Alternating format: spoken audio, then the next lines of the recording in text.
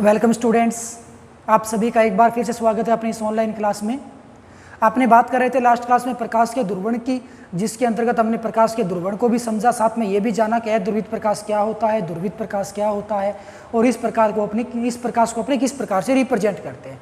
आज अपने बात करने वाले हैं ध्रुवण की विधियों की कि अध्रुवित प्रकाश को आप ध्रुवित प्रकाश में परिवर्तित कैसे करते हो, और उसके अंतर्गत अपने पास सबसे पहली विधि होगी परावर्तन द्वारा ध्रुवण। हालांकि जो ध्रुवण की विधियाँ हैं वो अपने पास 5-6 प्रकार की होंगी, जिसको अपने बारी बारी से डिटेल में समझेंगे। और सबसे पहले अपने बात करने वाले हैं आज परावर्तन द्वारा ध्रुवण। तो ध्रुवण की विधियों के पीछे का कंप्लीट बेसिक क्या होगा उसको मैं सबसे पहले बता दूं।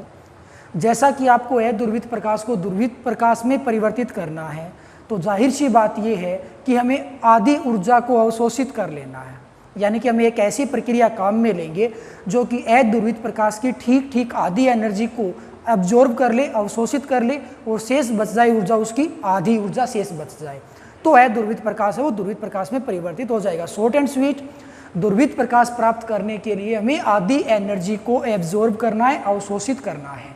ओके, तो परावर्तन की परिघटना के बारे में अपने जानते क्या है? परावर्तन की परिघटना के बारे में अपने ये जानते हैं कि मान लो ये एक परावर्तक पृष्ठ है, कुछ इस प्रकार से। परावर्तन की परिघटना में जब हमने एक प्रकाश किरण का आपतन कराया, ये आपतित प्रकाश हो गया, ये अभिलंब हो गया, तो परावर्तन की परिघटना हो चाहे अपवर्तन की परिघटना हो, जो कंप्लीट एनर्जी होती है, जो कंप्लीट तीव्रता होती है प्रकाश तरंग की, वो 3 भाग में डिवाइड होती है। कुछ भाग का अपवर्तन होता है, कुछ भाग का अवशोषण होता है, और शेष बच गए प्रकाश जो कि अधिकतम प्रकाश शेष बचता है उसका परावर्तन हो जाता है। तो परावर्तन, अपवर्तन और अवशोषण, इस 3 भागों में आपतित प्रकाश किरण की एनर्जी यानी कि तीव्रता है वो डिवाइड होती है। तो यहाँ पे कुछ प्रकाश किरण है जो कि अधिकतम होगा, उसका हो जाएगा परावर्तन। यहाँ पे कुछ प्रकाश किरण का हो जाएगा अपवर्तन, और कुछ प्रकाश किरण का यहाँ पे हो जाएगा अवशोषण, और इसी अवशोषण के कारण ये पृष्ठ है वो गर्म होता है।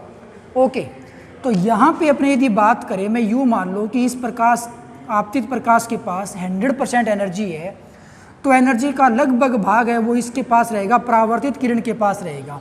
आंशिक भाग अवशोषण के पास जाता है और आंशिक भाग ही उसका अपवर्तित किरण के पास जाता है। कहने का मतलब 100% एनर्जी में से आंशिक भाग अवशोषण यानी कि 5% अवशोषण, 5% अपवर्तन हो गया, तो बच गया 90% वो परावर्तित किरण के पास शेष रहता है। अब अपने क्या करें कि यहाँ पे परावर्तित किरण जो है उसके पास अधिकतम एनर्जी है, इसको हमने एक निश्चित कोण आई से या थीटा से आपतन करवाया था, तो परावर्तन कोण भी यहाँ पे थीटा होगा, क्योंकि आपतन और परावर्तन कोण आपस में बराबर होते हैं, जो कि परावर्तन का एक रूल है। तो आप किसी भी एंगल से प्रकाश किरण का आपतन करवाते हो तो उस प्रकाश किरण का परावर्तन होता है और उसके पास अपनी निश्चित कुछ एनर्जी होती है। लेकिन एक साइंटिस्ट हैं ब्रूस्टर, कौन?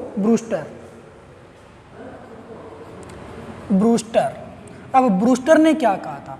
ब्रूस्टर ने यह कहा था कि यदि आपतित किरण को एक विशेष आपतन कोण पर आपतित करवाया जाए, आपतित किरण को एक विशेष आपतन कोण पर आपतित करवाया जाए, तो ये जो परावर्तित प्रकाश किरण होती है वो कंप्लीटली ध्रुवित प्रकाश के रूप में होती है, अर्थात इसके पास जो एनर्जी होती है वो ठीक आपतित प्रकाश की आधे भाग के तुल्य होगी, यानी कि इसकी जो एनर्जी होगी, तीव्रता होगी, वो आपतित प्रकाश की तुलना में ठीक आधा होगी, और जो परावर्तित प्रकाश होगा वो कंप्लीटली ध्रुवित प्रकाश होगा। ऐसा किसने कहा? ब्रूस्टर ने कहा था। तो ब्रूस्टर के अनुसार यदि अपने बात करें तो अपने ये हो जाएगा एक परावर्तक पृष्ठ। यहाँ पे हमने एक प्रकाश किरण का आपतन करवाया, कुछ इस प्रकार से। यहाँ पे हो जाएगा ये अभिलंब, कुछ आपतन कोण हो जाएगा, यहाँ से ये हो जाएगा परावर्तन। इंटरेस्टेड बात ये है कि जो आपतित प्रकाश है वो अध्रुवित प्रकाश है, और अध्रुवित प्रकाश को बच्चों अपने ऐसे रिप्रेजेंट करेंगे।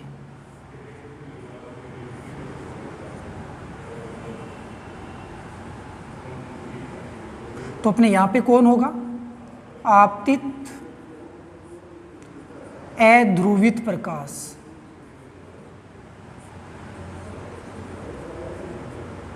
ओके, यहां पे यदि ब्रूस्टर के नियम को, ब्रूस्टर की बात को अपने सत्य माने, तो ये जो परावर्तित प्रकाश है वो बच्चों कंप्लीट ध्रुवित होगा, और ध्रुवित प्रकाश को अपने ऐसे रिप्रेजेंट करेंगे। ऐसा कुछ सिस्टम बनेगा। ओके, ये पूर्णतः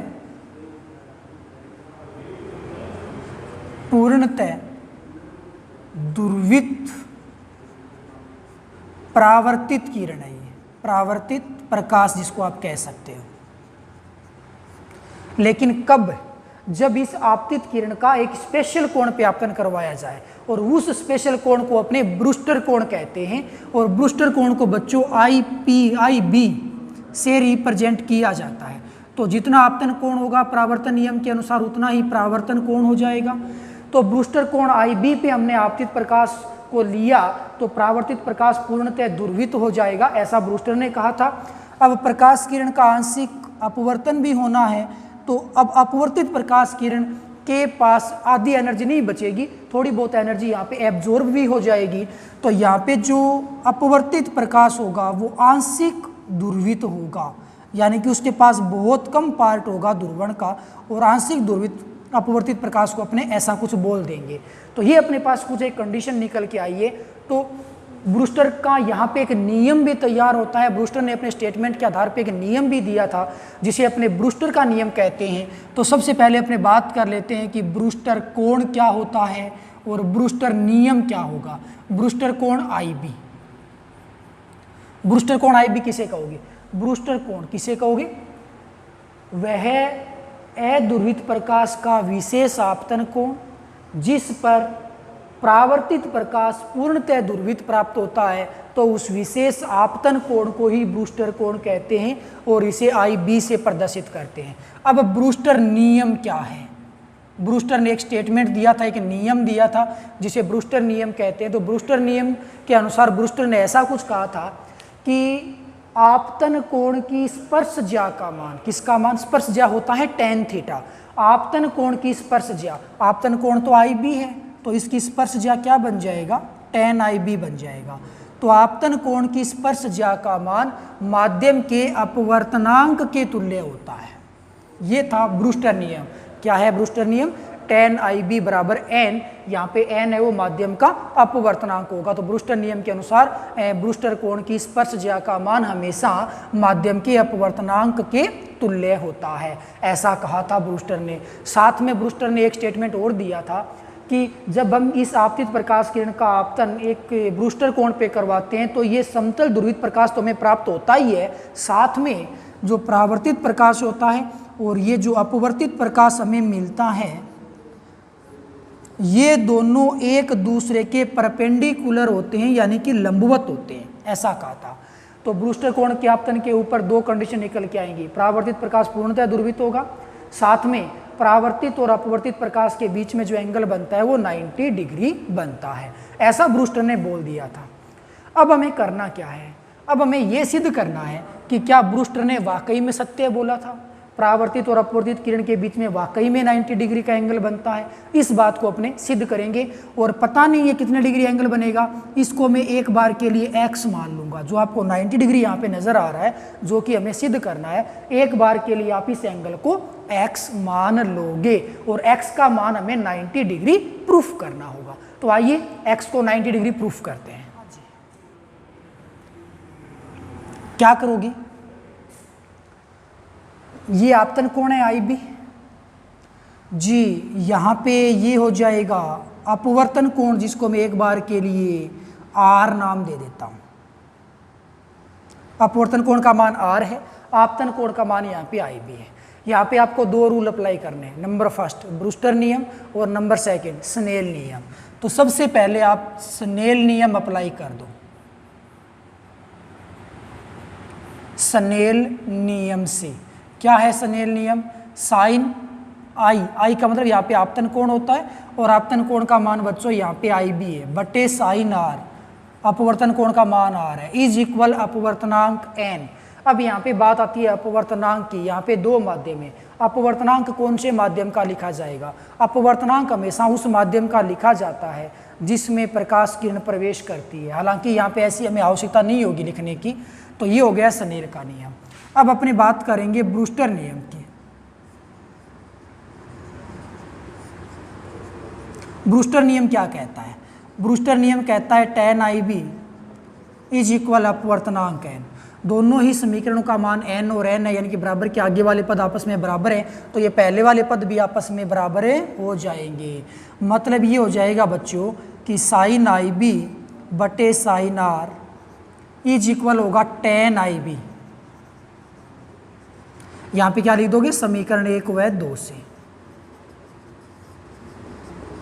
ओके, तो टेन आई बी को आप कन्वर्ट कर लो साइन बटे कोस में, साइन आई बी बटे साइन आर इज इक्वल ये हो जाएगा साइन आई बी बटे cos I B. Sine I B से sine I B cancel, reverse कर लो तो वैल्यू हमें कितनी मिलेगी, sine R is equal cos I B, इतना मान हमें मिल जाएगा। अब आप इस कोस को साइन में कन्वर्ट कैसे कर सकते हो, देखो क्या होता है कि कोस 90 माइनस थीटा का मान साइन थीटा के बराबर होता है। क्या होता है, कोस 90 माइनस थीटा का जो मान होता है वो साइन थीटा के बराबर होता है। यहाँ पे प्लस होगा तो भी ये साइन थीटा ही बनता है। ओके, तो यहाँ पे कोस 90 माइनस थीटा वाला रूल अप्लाई करोगे, थीटा यहाँ पे एंगल है जो कि आई बी है। सो यहाँ पे आई बी यदि मैं लिख दूँ तो कोस 90 माइनस आई बी बराबर बचेगा बच्चों साइन आई बी। इस रूल को आप यूज़ करोगे तो अपने पास साइन आर हो गया, sine R is equal cos I B किस गया बच्चों, क्या लिख दोगे, sine 90 minus I B.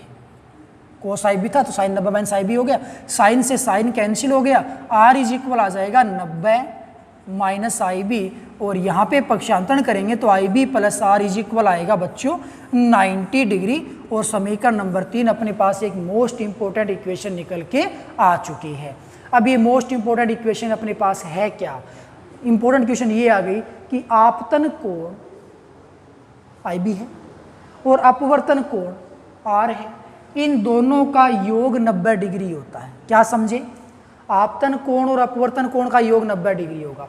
I B परावर्तन कोण भी है, इसीलिए हम ऐसा भी कह सकते हैं कि परावर्तन कोण और अपवर्तन कोण का योग 90 डिग्री होगा।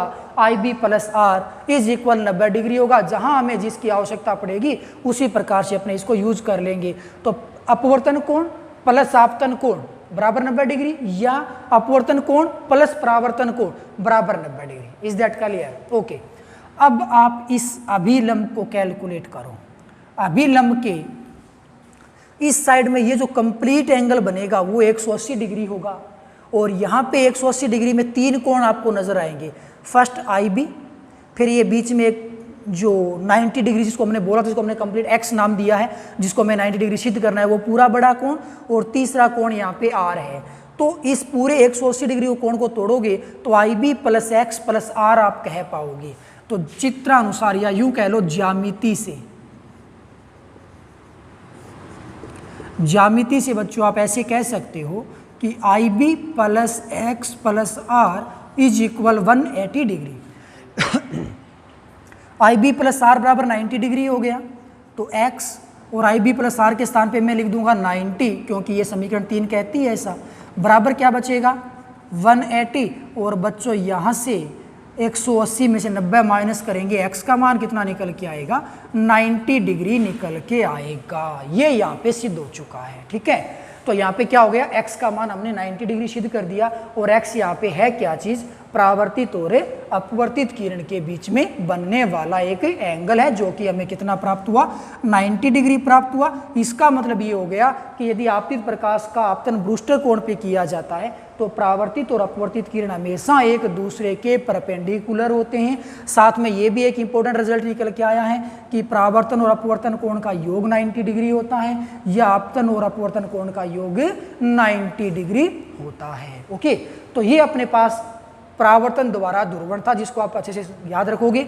ब्रूस्टर कोण की डेफिनेशन, ब्रूस्टर नियम की डेफिनेशन, ये एक दूसरे के लंबवत होते हैं ये चीज़, और परावर्तन द्वारा ध्रुवण की प्रक्रिया को समझाइए। तो ये पूरी की पूरी डेरिवेशन यहाँ से 4-5 क्वेश्चन अपने निकल के आने वाले हैं।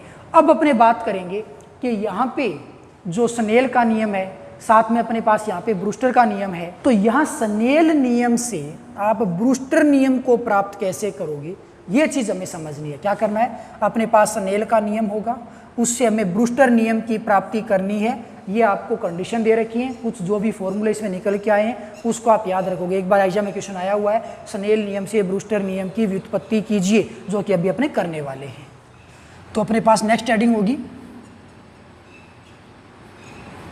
स्नेल नियम से ब्रूस्टर नियम की व्युत्पत्ति।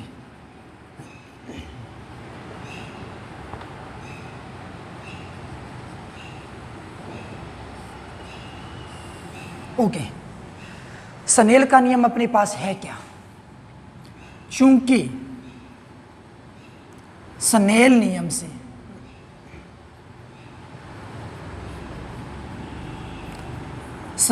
से शुरुआत करनी और पहुंचना कहाँ है? ब्रूस्टर नियम पे।